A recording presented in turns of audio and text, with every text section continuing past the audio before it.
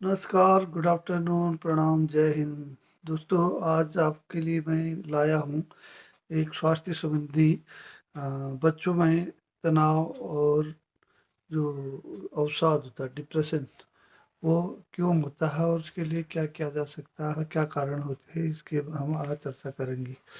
तो सबसे पहले तो ये है कि बच्चा जैसे शुरू में माँ के पेट में है, गर्भवती माता है, उस टाइम क्या होता है, कोई दवाइयाँ ऐसी मेडिसिन बिना डॉक्टर के एडवाइस के ऐसी ले लेती है।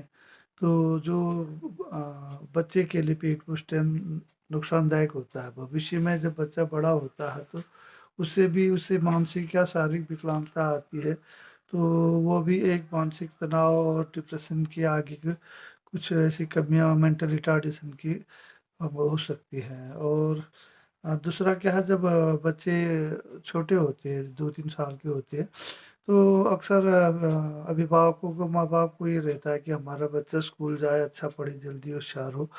तो ढाई 3 साल से ही आजकल क्या हो गया, प्री नर्सरी, नर्सरी सिस्टम पढ़ाने का हो गया, जिससे बच्चों पर बहुत ज़्यादा वहाँ पर पढ़ने का दबाव रहता है। उनसे बड़े बच्चों की तरह उम्मीद करते हैं 3 साल, 4 साल, 5 साल के बच्चे से कि भाई 20 साल के बच्चे के बराबर वो पढ़ाई-लिखा करे, योग्यता रखे, जानकारी रखे। तो वो भी एक भविष्य में आगे के लिए फिर बच्चे के लिए स्ट्रेस का कारण होता है।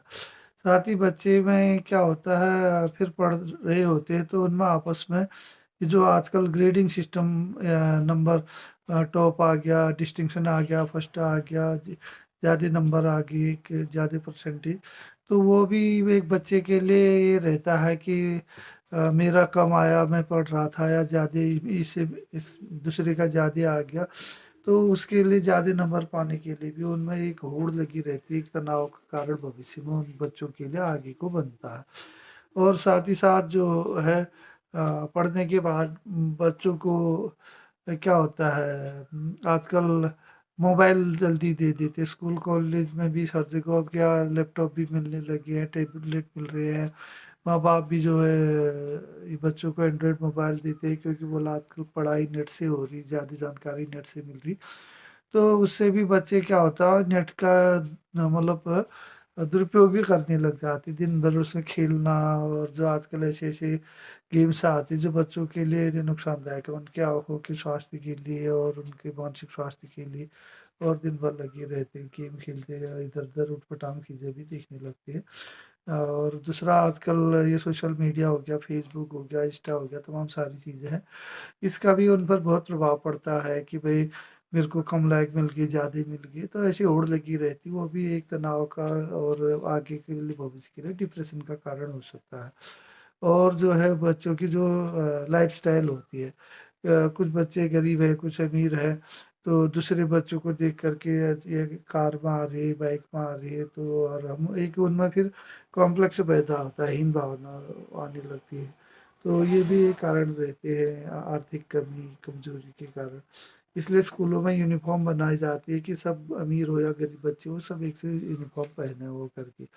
और साथ ही साथ जो है जो अभिभावक हैं, हमारे माँ-बाप, पेरेंट्स, बाप-दादा जो भी हैं, ये इन लोगों ने सबने ये ध्यान रखना चाहिए कि वो उनके घर में स्वस्थ बच्चे हों और आगे को मानसिक तौर पर मजबूत हों। तो उसके लिए सबसे पहले तो वही है कि जो भी बहू-बेटी जो गर्भवती होती है, प्रेग्नेंट होती है, उसके दवाइयों पर बहुत ज़्यादा ये ध्यान रखें कि वो बिना डॉक्टर की सलाह के कोई भी दवाइयाँ ना ले। इवन बुखार भी ज़्यादा आता है तो ऐसे नॉर्मली पैरास्टामोल, डिस्प्रिन ले लेते हैं लोग, जो उचित नहीं है, उससे नुकसान हो सकता है। इसलिए बुखार आता भी है तो भले ही ठंडा पानी लगा के, बर्फ़ हाथों में लगा के वो बुखार को कम करते हैं, बिना डॉक्टर की सलाह के जल्दी दवाइयाँ ना लें। और उसके अलावा क्या होता है, बच्चों के लिए ये अच्छा नहीं है, जैसे माँ पिताजी का आपस में तनाव रहता है, झगड़ा होता है, सेपरेशन होता है, कहीं तलाक हो जाते हैं, कहीं वो हिंसा मारपीट का माहौल रहता है। तो वो भी एक बच्चों के लिए माँ-बाप का ऐसा घर में माहौल होने से वो आगे के लिए तनाव होता है, भविष्य में उनको डिप्रेशन होने की वो चांसेस रहते हैं। इसलिए इन चीज़ों का पेरेंट्स को ध्यान रखना चाहिए। और साथ ही साथ क्या होता है, कुछ पेरेंट्स बहुत सख्त अनुशासन वाले और रहते हैं जो भई बच्चे यही खाएगा, यही पहनेगा, इधर इतना बजे पढ़ेगा, इतना बजे उठेगा। ज़्यादा सख्त अनुशासन करने से भी बच्चों में जो है एक उनके मन में एक डर का भाव रहता है, फिर वो अपनी खुशी से नहीं करते हैं।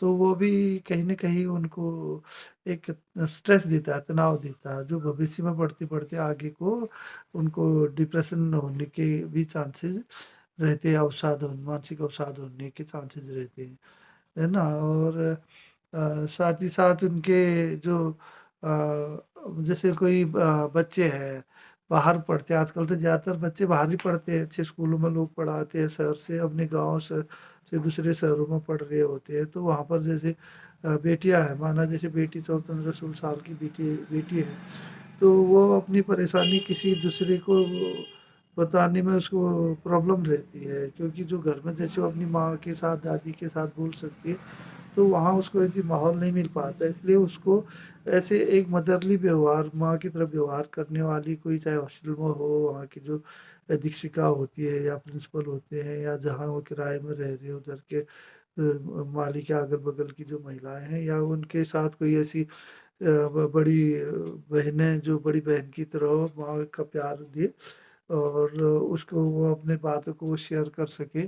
तो इन चीज़ों को वो लोग जो है अपना अच्छे से कर सकते हैं, कि मदरली बिहेवियर उनको मिलना चाहिए, नहीं तो उनमें भी वो क्योंकि वो किसको बताएँगे, किसी को बता भी नहीं सकते और कुछ बातें गोपनीय होती है, वो सब लोग फिर इधर-उधर करते हैं, तो उनमें ये भी एक तो उनको बच्चियों को तनाव बना रहता है, तो इस चीज़ का भी ध्यान रखना है पेरेंट्स ने।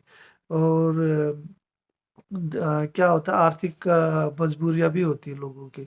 बहुत से घरों में गरीब तो मैं सभी पेरेंट्स से यही कहना चाहूँगा, एक तो जब कोई भी बहन-बेटी बहू गर्भवती होती है तो उनकी दवाइयों का ख़ास ध्यान रखा जाए। दूसरा बच्चे जब होते हैं उनकी स्कूलिंग का जो प्री नर्सरी का प्रेशर कम किया जाए और जो घरों में माँ-पिताजी उनके लड़ना-झगड़ना या नशा कहीं भी शराब-वराब का ऐसा ये चीज़ें हैं तो ये नहीं की जाए और बच्चों को एक दोस्त की तरह उनसे सहानुभूतिपूर्वक व्यवहार किया जाए, उन पर ज़्यादा अनुशासन न थोपा जाए और उनको मित्रवत व्यवहार करके उनकी समस्या को समझा जाए।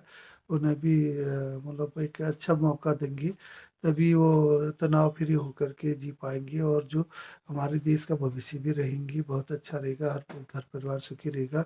ये माँ-बाप, दादा-दादी, नाना-नानी इन सब की हमारे समाज की ज़िम्मेदारी है।